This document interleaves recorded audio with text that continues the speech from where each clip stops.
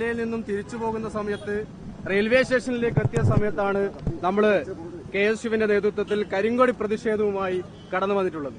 അതിന്റെ ദൃശ്യങ്ങൾ പൊതുസമൂഹത്തിന്റെ മുന്നിൽ കൃത്യമായി വ്യക്തമായും എല്ലാ ആളുകളും കണ്ടതാണ്.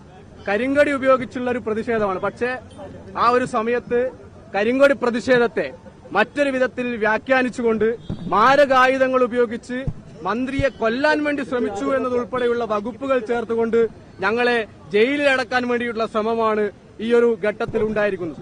നമുക്കറിയാം, മുന്നേ ഷുക്കൂറിനെ കൊലപ്പെടുത്താൻ വേണ്ടി ശ്രമിച്ച സമയത്ത് പി ജയരാജനെ ഇതുപോലെ തന്നെ തടഞ്ഞുവെച്ചു എന്ന വ്യാജ പ്രചരണം അഴിച്ചുവിട്ടുകൊണ്ട് ജില്ലക്കകത്തും അതുപോലെ തന്നെ കേരളത്തിനകത്തും വലിയ അക്രമങ്ങൾക്ക് നേതൃത്വം കൊടുത്തിട്ടുള്ള CPIM പാർട്ടി ഇന്ന് മന്ത്രിയെ കൊലപ്പെടുത്താൻ വേണ്ടി ശ്രമിച്ചു എന്നതിന്റെ പേരിൽ വ്യാജ ആരോപണം ഉന്നയിച്ച് കേരളത്തിനകത്തുള്ള കണ്ണൂർ ജില്ലക്കകത്തുള്ള കോൺഗ്രസിന്റെ പാർട്ടി ഓഫീസുകൾ, കോൺഗ്രസിന്റെ പ്രവർത്തകർ, കോൺഗ്രസിന്റെ പതാകകൾ, KSUവിനെ ഒക്കെ തന്നെ താറടിച്ചു കാണിക്കുവാൻ വേണ്ടിയിട്ടുള്ള വലിയ ശ്രമമാണ് നടന്നിട്ടുള്ളത്. നിങ്ങൾക്ക് ഇന്നത്തെ ഈ ജാമ്യത്തിന്റെ റിപ്പോർട്ടിനകത്തടക്കം വ്യക്തമാണ്. ഇവിടുത്തെ SI ഉൾപ്പെടെയുള്ള ആളുകൾ മാരകായുധങ്ങൾ ഉപയോഗിക്കാത്ത രീതിയിലാണ് ഇവർ കരിങ്കൊടി പ്രതിഷേധവുമായിട്ടാണ് കടന്നു വന്നത് എന്നുള്ളത് വളരെ വ്യക്തമായി പറയുന്ന സാഹചര്യമുണ്ടായി. നിങ്ങൾക്കറിയാം, ഈ റംസാൻ മാസക്കാലത്ത് മുബാസും അതുപോലെ തന്നെ യാസീൻ ഉൾപ്പെടെയുള്ള ആളുകൾ ഇവിടെയുണ്ട്. അവരൊക്കെ തന്നെ ജയിലിനടയിൽ നിന്നും പെരുന്നാളിന്റെ ആശങ്കകൾ പങ്കുവെച്ചുകൊണ്ട് മുന്നോട്ട് പോകുമ്പോഴും ഈ മന്ത്രി ഉൾപ്പെടെയുള്ള ആളുകൾ ഏത് നിലയിലാണ് മുന്നോട്ട് പോയിക്കൊണ്ടിരിക്കുന്നത് എന്നുള്ളത് അറിയാം. നമുക്കറിയാം, ഇതൊരു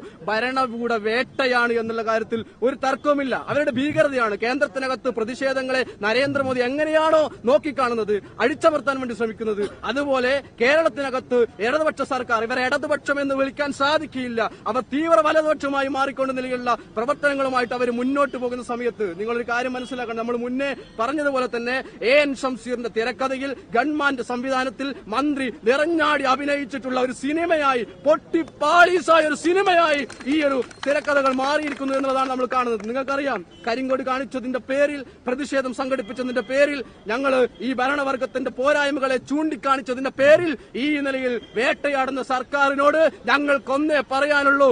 ജയിലറ ഞങ്ങളേറെ കണ്ടവരാണ്. കണ്ണൂരിലെ KSU ഊർജ്ജസ്വലമായ പ്രവർത്തനങ്ങളുമായി, പ്രതിഷേധങ്ങളുമായി ഇനിയും ഉണ്ടാകും എന്നുള്ളതാണ് ഈ ഒരു അവസരത്തിൽ ഞങ്ങൾക്ക് പറയാനുള്ളത്. നിങ്ങൾ ദൃശ്യങ്ങളൊക്കെ തന്നെ കണ്ട സ്ഥിതിക്ക് ഇനിയുള്ള പ്രതിഷേധങ്ങളിലൊക്കെ തന്നെ സജീവമായി നമ്മൾ ഉണ്ടാകുമെന്നാണ് ഈ ഒരു അവസരത്തിൽ പറയാനുള്ളത്.